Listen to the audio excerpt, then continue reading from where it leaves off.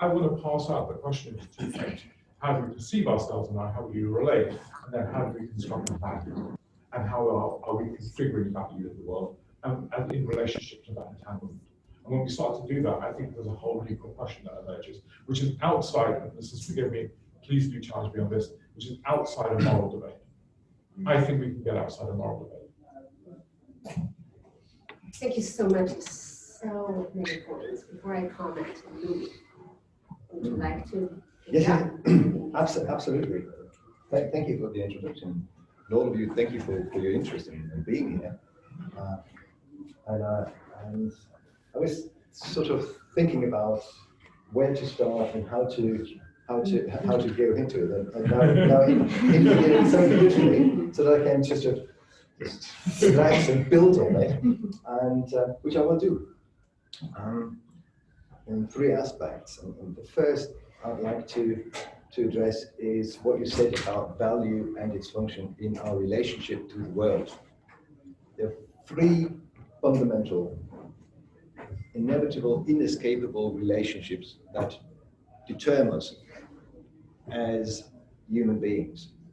The relationship to the living world, which our living bodies are part of.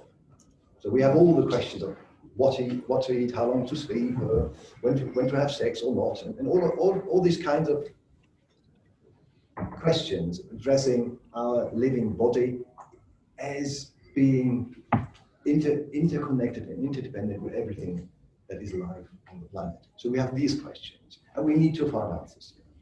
Second question is, we all know from the Descartes, is the inescapable ability of our consciousness, the conscious mind. Inescapable. It's wherever we go, there it is. We have to deal with ourselves. Well, the context changes, or the background. But wherever we go, wherever we travel, we bring ourselves and our awareness of ourselves. How to deal with that? Well, we can talk about depression and all of that, but also about hope. But yes, that is there, and it's just not there. It comes with a question. And thirdly, the relationship to the social other, the other self, the other being. Without, we would be just egos. So we complete ourself in the mirror, in the resonant mirror of the other self. Without that, we're just sort of egos which have a body and a mind, and that is already a lot to think about and to navigate. And this is where we take it from. And navigation is where the values come in. So how do we find orientation in these relationships? How do we relate to the living world? How do we relate to ourselves? How do we relate to others or our community?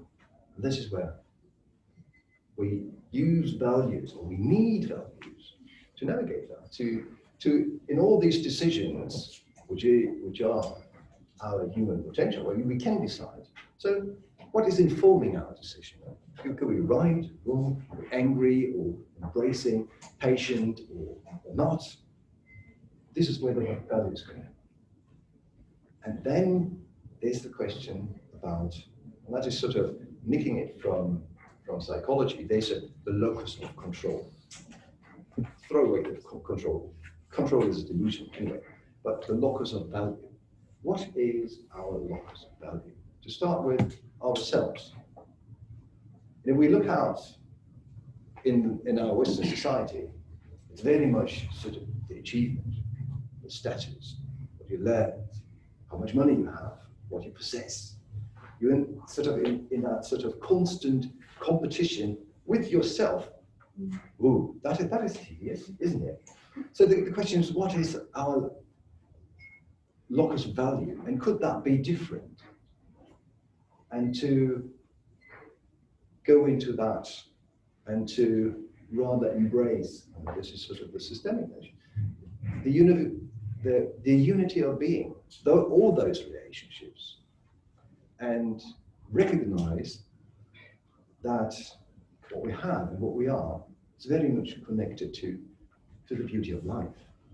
This is where we take it from. This is, if it all goes away, this is what is not going away. We live. We are living beings in a living world. And that is my invitation. Is a good locus, value to connect from, to ourselves, to life, and to the others. And the last point I'd like to go to in terms of values, there's a lot of values described in manifestos, Charter of Human Rights, for example, or European values where wars are fought or revolutions happen. And that is there are two things to recognize. First, if we go to the Charter of Human Rights, it starts with dignity. And dignity is not just one value of all of it, it is the basis where everything rests. That goes back to the beauty of life. That goes to what scientifically could be described as the existentiality of love, that resonance with the other being. A newborn will not survive without that parental love, that love, that social and limbic resonance which welcomes the newborn in the world, which is essential for its development. And that does not go away. It's not just for babies, it's for living beings, like you, all of us. So this is where it all comes from. And when we go, and that's my last point, to the European values, there are three, only three, just three. And if you look around, you have the French Revolution, you have the equality, you have the freedom, and you have the solidarity. You have that in the German as well. Einigkeit, Recht, Freiheit. That is three values which, and that's the point here as a systems scientist, which are an answer to the question of the emergence of social systems. As Aristotle said, the whole is something different to the sum of its parts. So we just look at the individual all the time and groups as sort of a bunch of individuals, where we miss the emergence, we miss culture, we miss the social structure. And when we go there, when we recognize that the whole provides a context for our social being, how do we take decisions in that respect? How do we govern? So all the European values are governance values. How do we govern ourselves in social systems? Do we go to the equality before the law? Do we go to freedom to compete? Or do we go to solidarity? We see different folds of mixes. Sometimes more to law and order, sometimes more the fierce competition and the meritocracy, and sometimes models of solidarity. And this is where we're navigating at the moment in terms of value. Sorry for being so. This is incredible. So, Indy got into the heart of the question, our relationships with the world, with ourselves. And Louis picked it up and went deeper, touching on human rights, love, and the emergent value of social systems. Tom, the last is the best. I'm glad you did so. I'll stop there. I mean, I won't say anything else. Then you go downhill, can't it? I like to think about systems change, particularly from an organizational point of view, and how organizations need to change in order to facilitate wider change in our economy and by implication, of course, in our society and therefore our world. And the one thing I'll say about values is that I'm not talking about the words that are painted on the wall. I'm not talking about respect. I'm not talking about integrity, all those buzzwords that we like to use, which are often fairly shallow. and values is a much used and much disused word, and I think some of it is, you know, language based. So the way I think of it is that values really describe our way of maybe crystallizing what we deeply believe about how the world works, and what we deeply believe about how organizations work, or maybe should work, and what we believe about how individuals work or should work. And if you take that approach to what values are, and that is therefore, I think, connected to Indy's point about what do we actually value, you know, what is valuable to us, that is connected to, you know, our beliefs about how things ought to work, then, you know, again, it's, as has already been stated, it's very clear that over the last few hundred years, we have somehow got ourselves into a state where we have a kind of set of values, a set of beliefs about how the world works, often unconscious, often unquestioned. We often don't even realize that we hold these beliefs, or maybe the implications of what these beliefs are. We have somehow got ourselves to a state where these values are clearly giving rise to what I would call an ill, an unhealthy, a poorly system. Going back to my PhD days, I often use a kind of health analogy, which, as all analogies, is slightly inaccurate, but I think can sometimes be helpful.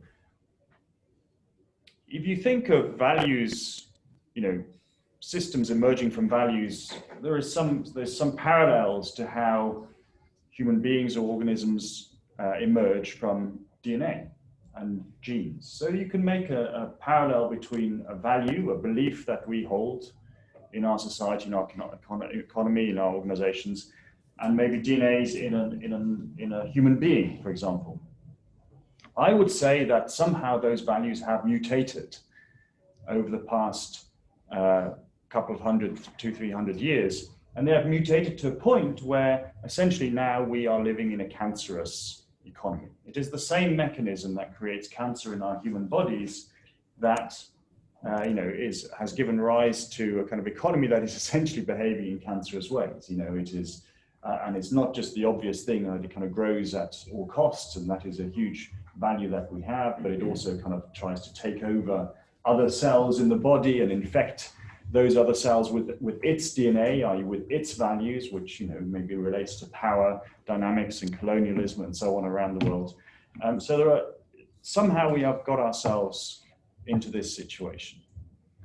And one of the main things I think is very important that we all have to realize, and I'm sure this room and people at this conference take this as a given, but we are not going to change the outcomes of this system if we don't address those beliefs and those values that we actually all hold very fundamentally, individually, in organizations, and more widely collectively as well. And sometimes this can be surprising, as Louis has already talked about, but just to give you just kind of one snippet or provocation, you know, we tend to, and you've already used the word, we tend to think of meritocracy as being a good. You know, meritocracy, surely that's a fair way of deciding who should, you know, somehow be rewarded for something, or who should make progress in life based on the effort you put in, based on the talents you have.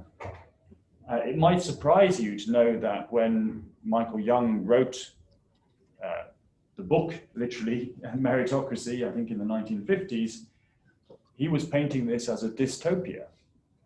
He was saying, you know, if we end up in a meritocracy, that is not where we want to be. This is a bad thing. You know, it is not going to create the kind of outcomes that we want. But somehow, even that word and that value has mutated in our minds to, if you go out into the general population, or, you know, look at political discourse and so on, meritocracy is seen as, of course, a good thing to have. So we need to challenge ourselves to think quite fundamentally about many of these values, as I say, many of which we may not even be conscious of or realize that we adhere to, and challenge ourselves to think, well, what are different ways, different values that we could espouse, and if we do that, which in turn then might, you know, enable and let a different, genuinely different, better, regenerative, just, all those things we want, system to emerge.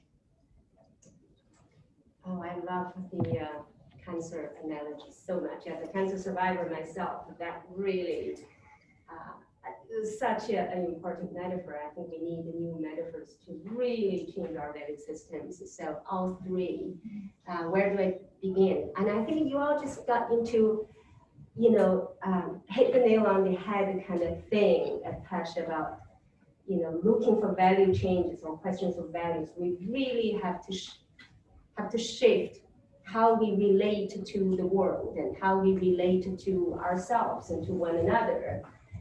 So I want to pick Tom's question about, and Louis also touched on that, this emergentness, instead of focusing on the words written on the walls. Hey, organizations, Tom, it's familiar, I think we all, and Indy as an architect, we all have written words. See, our mission is this, our purpose is this, very nice. And Daniela Meadows, pointed out way back, it says, the purpose of the system, it's not what's written, not what's described, it's what emerges as the system start function. So it's through the operations of the system. So I want to go there. If we want to change values, I assume that we all talking about a paradigm shift from this object-oriented world, this mechanistic view of the world, to a world where it's relational, it's interdependent,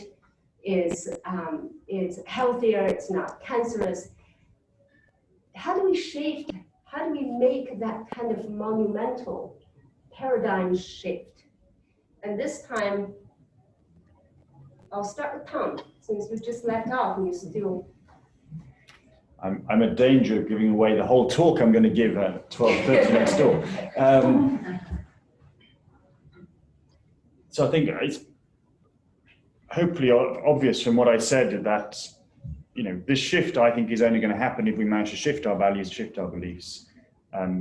We don't know what the future, we can't know what the future regenerative, sustainable, just economy, society, world looks like, because it will emerge. But I do think we can have a vision of what we want that to be. We can have a direction that we think that should go to, and some principles and some ideas, especially about the kinds of values that we think might be more likely to lead to that. And actually, if you'll forgive me, Joanne, one thing that I sometimes disagree a little bit with the idea of purpose being entirely emergent. And it's where I also disagree with Frederick Laloux. I think that gives us too little agency. If we purely say, well, it's just going to emerge. We're going to run a teal organization. It's going to be wonderful. It's going to be lovely. But actually, what it does or what it's trying to do is simply going to emerge, and I don't have much control over that. But for me, gut feeling feels uncomfortable. And then I realized that there was a justification for me feeling uncomfortable, which of course then I like. And that is that, as you alluded to, in conscious systems, the point about a conscious system is that a conscious system, and we, as humans, we're conscious systems. There may be some other apes that are conscious systems, but there's not many other systems in the world that are conscious. But as a conscious systems, we are able to break rules. We are not bound by the rules of the system in the same way that the rest of the world is. If you are able to break rules, you are able to imagine a different world in which rules are broken. Therefore, you can start imagining different types of worlds that might appear. That means you can start imagining what a purpose is, or you can start saying, well, actually, I want to head towards that world, not this world. That is essentially where purpose comes from. And it is a specific ability that only conscious systems have. And I think we need to remind ourselves that we have that ability, and therefore I think also that responsibility to not just say, well, it's just going to emerge. Of course, we can't design the future. In that sense, it is going to emerge. But we do have a level of consciousness that allows us to shape to have a vision of where we want to be going, and therefore maybe also,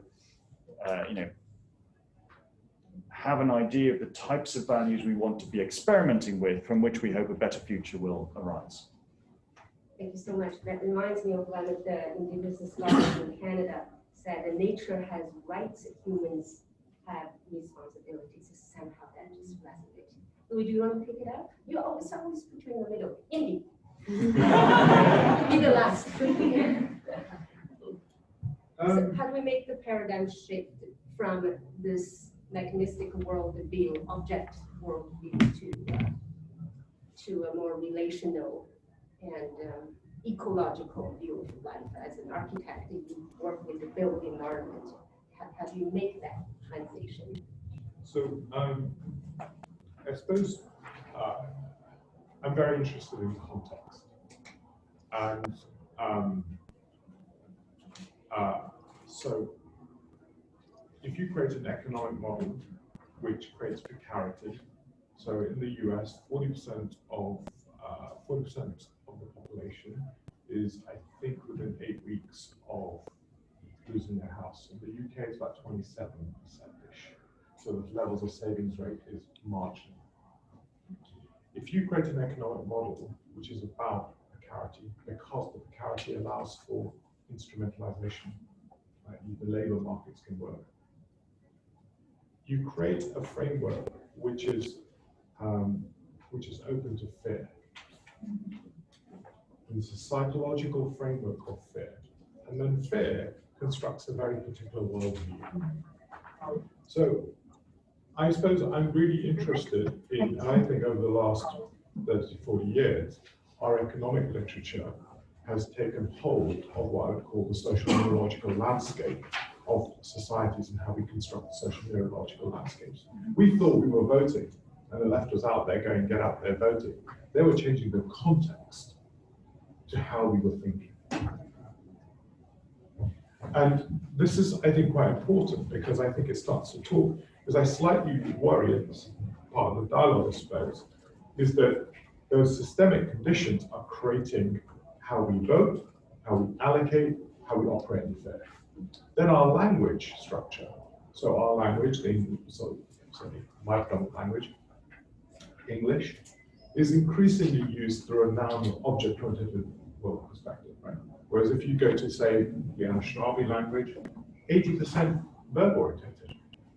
So language constructs how we see the world and how we process related. So for me, and then I talk about ownership. If you look at Turtle Island, which is a name given to North America, and you look at nation states are overlapping. They don't do this. Because nation-state theory is not based on territorialization and land. Land is almost independent of the nation-state. It's independent, but it sits in a different relationship. So we built a way of seeing and structuring that is so hard-coded into the world around us. And this is why I slightly worry about all of us having values conversations. Because I think I'm trapped in the values of a system which is deep-coded around us. So I kind of like Mike Tyson's point here on this. Good old Mike. Everyone has a plan until they get punched in the face. And I think that's my problem with values. Everyone has values till the shit gets hard. And then all those values kind of go poof. So the question for me is, can we drive change in a really volatile, complex, increasingly weaponized world? Do we think values-driven change is going to do it for us? Or do we need to really start talking about hard structural transformation? Because personally, I think it's going to be difficult. I think that window was there, I'll be honest.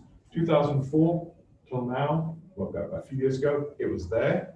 We had this moment, that, kind of in the middle of the Blair era upwards, we had a moment where we could voluntarily have transitioned.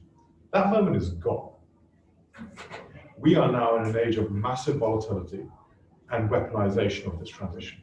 This transition will be weaponized, and you are seeing it being weaponized.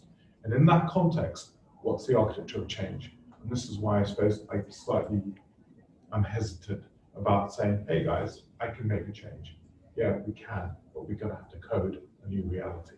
And that is, I think, for me, one of the big challenges on that. Yeah. May I just jump in there? Yeah, please. Just to answer the question. Indeed, so I agree that the system, to some extent, obviously shapes the values and vice versa. And I agree we need this deep change of the system that we have. But how are you going to bring that about if you don't change the kind of collective beliefs that people have? Even the people that need to make that change surely need to start thinking and believing and differently and value different things. I think it's a great. So I would argue is that I think this is about how do we societally sense make, and building the capacity for societies to sense make into the future is a function of how we build feedback systems. Our feedback systems are broken. They're fundamentally broken in many, many ways. So I think there are system level responses that allow for the emergence of these new positions rather than be values driven. I think this is the engineering work that's required. Now I agree with it, this is a symbiotic relationship, right? You're gonna have to have some of it. But I suppose I'm just putting a bit of emphasis on that feedback and sense-making system. So for democracies, I think the biggest challenge that we face is that in a complex transition, how do you build shared sense-making of what the nature of the transition is? And how do you do it without it becoming autocratic, right? COVID is a great example, just a great example. How democracies have massively struggled to be able to build shared sense-making around what needed to be done. And I think this is the number one, almost foundation piece to actually allow for distributed, decentralized orchestration and an emergent coherence to be structured. That requires a new conversation. I was with someone from BBC News. And it's really interesting. They are starting to think about news not as a medium, but news as the sense-making capacity of society. And they're starting to think, well, what does that mean for BBC News? Because it's obviously no one's watching it. That's not the way the change is happening. So there's something else going on. I suppose that's where the push and pull. So, oh my goodness, this conversation has gone on so many levels. So value-driven changes may not be feasible or possible. So Indy is talking about structural changes. And I assume you're not just talking about hard structures, organizational structures, infrastructure. You're talking about soft structures, the dark matters, so the invisibles, the intangibles. But those structures are mental models, and they are driven by our values. They are, but they have massive lock-ins. So the corporate structure is massively locked in. Our theory of money is massively locked in. Our theory of ownership is massively locked in. Yeah. So I think they are mental models, but they're societal deep things. So, Louis, where would you go from here? I wish this conversation is 2 hours long, so I'm really strapped for time. So I give you short time, 1 or 2 minutes, and I'll have the closing question, 1 minute each, and then before we open the floor for questions. Sorry. So from value-driven change to structural-driven change. There's so many wonderful points that came up. I could choose all of them. I go to the societal sense making, and we are back to the governance values, but more so the idea of growing a shared understanding. So if we talk about the sort of these split societies, for it, against it, or blue and red, or whatever. How do we arrive at a shared understanding of what informs our decisions? But we are back to that. And if we look at the decisions on what, and then we are back to the relationships, to ourselves, to the living world, and the social other. And earlier, I've been to the moment of we complete ourselves in the resonant mirror of the other. the self is completing itself in the resonant mirror of the other.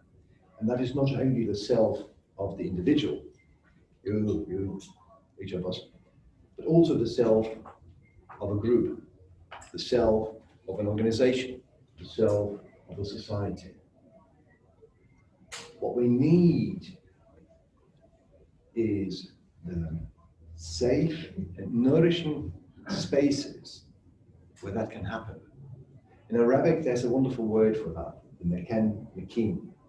It's a word that says it's the safe space of possibilities, the nurturing space. Mekan refers also to the womb, where when the new life grows, is nurtured to grow and is safe. And to have these spaces, and to recognize that we already have them. The mekan is that conversation that you have with a friend, where you open up, where you bring your questions, where it is easy to find the courage to open up. And this is what we are lacking at the moment. Spaces and courage.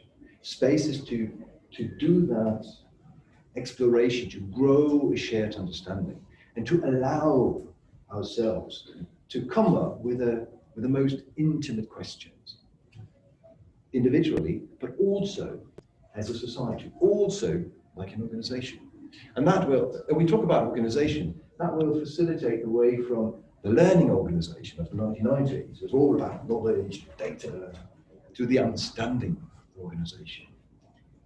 I love that. I think Louis is taking the question from individualism to collectivism to societal sense making that Indy mentioned. Because of time, I'm going to ask one question, and each of you has 30 seconds to answer. And then I'll open the floor. What is one thing you want to leave with this audience today? I think what Louis said, you see yourself in the other, that thing is the biggest investment we can make. I think it's everyone talks about all sorts of stuff. It is that comprehension and building that at a societal scale is at the heart of our transition. It is more that than anything else.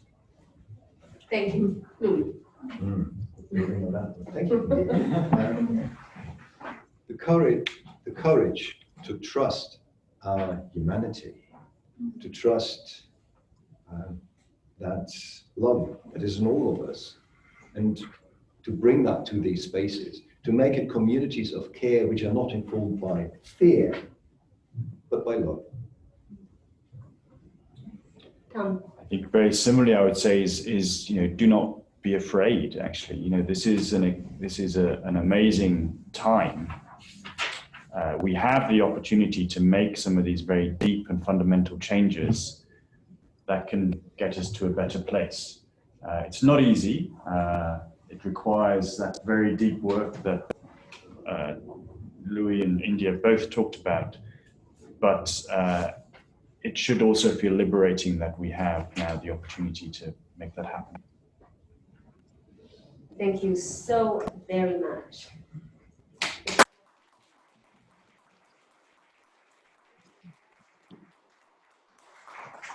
I have a burning question. Last night I had a conversation with a young friend who I haven't seen for 7 years.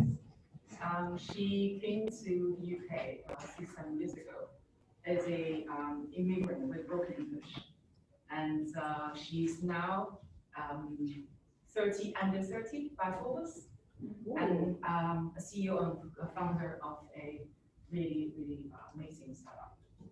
And we actually discussed about her journey, and like most of the Chinese students probably have experience, and they tend to be very shy, they do not want to speak up, they're very much driven by this very collective value of being part of a whole rather than me standing out.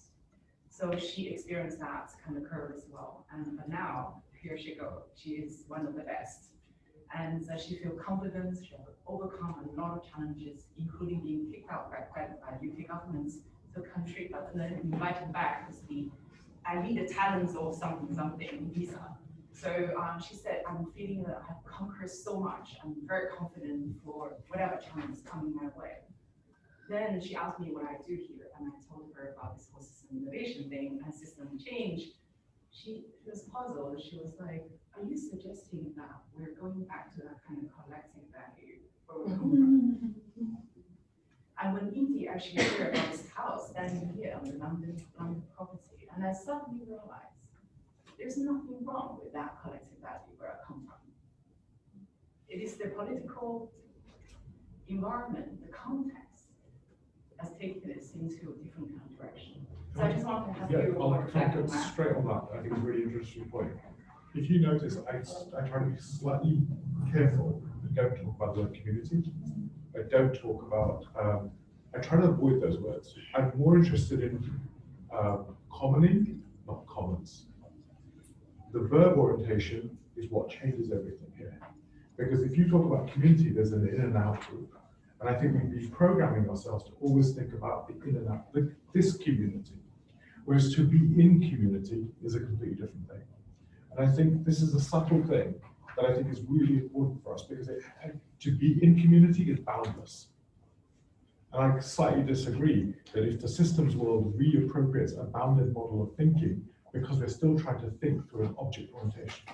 But actually, if we want to think in verb, it works. And I think this is the leap, to go from individual to collective in verb with the world. And that, I think, transcends the problem of not being captured by the collective and to be captured by everyone else's perspective, because you're in communion with it. Just to put that out there, I think there's a journey here. Can I have a follow-up on that? Sorry. We're doing a series of interviews with world leaders, and the subject is wisdom. And I was wondering whether the panel had a view on whether we're asking the right questions or whether we can actually tailor the narrative so that it may include other things other than wisdom.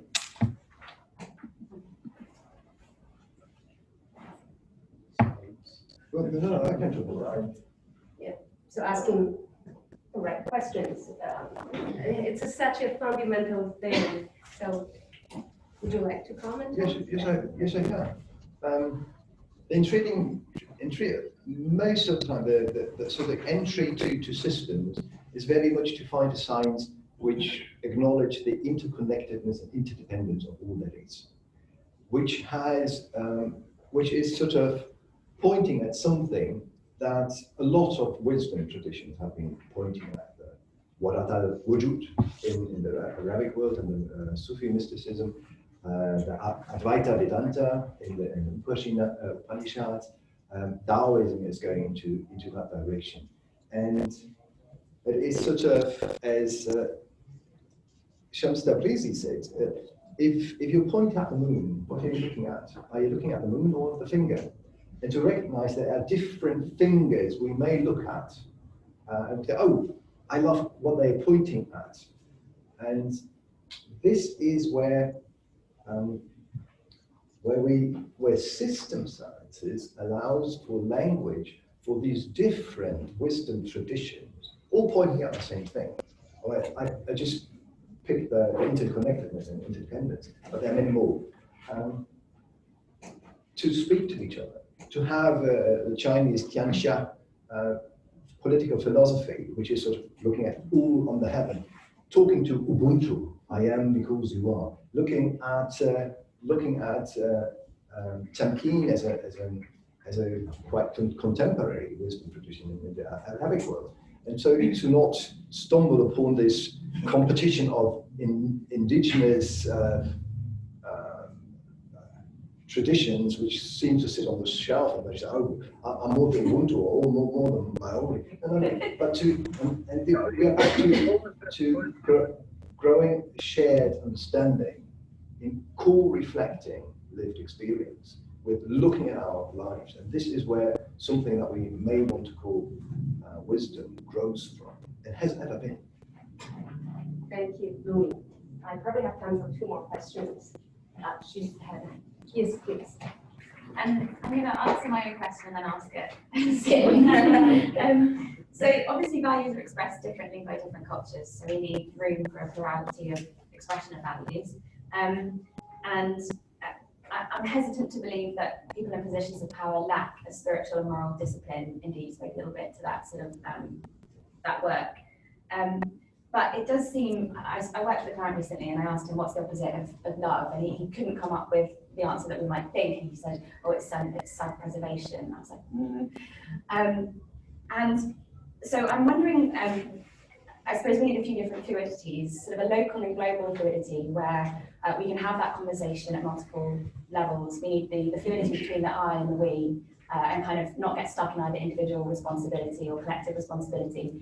And my question really is, how can it be that the perception of the most vulnerable position in the room is the one that stands for love, beauty, and life? What a beautiful question. Your turn. Emily, you're going to have to repeat it. What? How can it be that the most vulnerable position in the room is the one that stands for love and life? So why do we denigrate love and life? Why is that seen as? Why is it seen? Why does it feel? Why structurally is it not held? Why is it often the unspoken? You know, it's like. Why are we afraid? Why are we afraid to name it? And when we do, it becomes weak and fluffy. And, Yeah. You know, Yeah. So I think it has a lot to do with this historical journey that we've been on, certainly in the West at least, where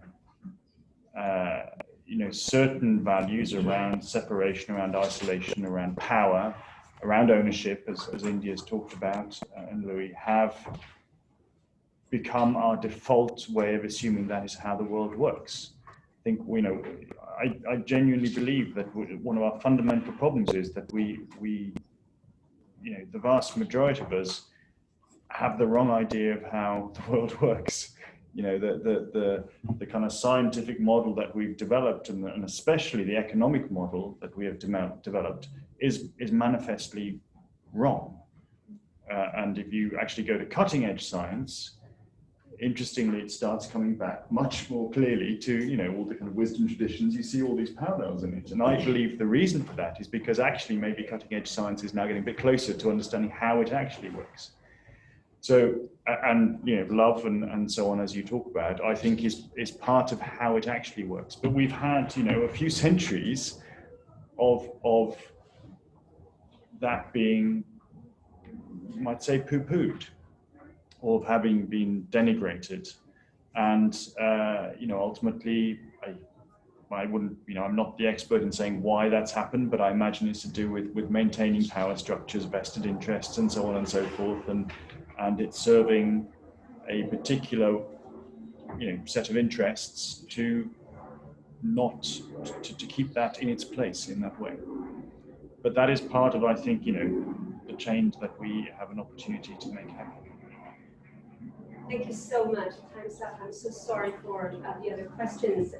So Indy, Louis are delivering keynotes today, and Tom has a presentation at 12:30. So continue the conversation in those other spaces.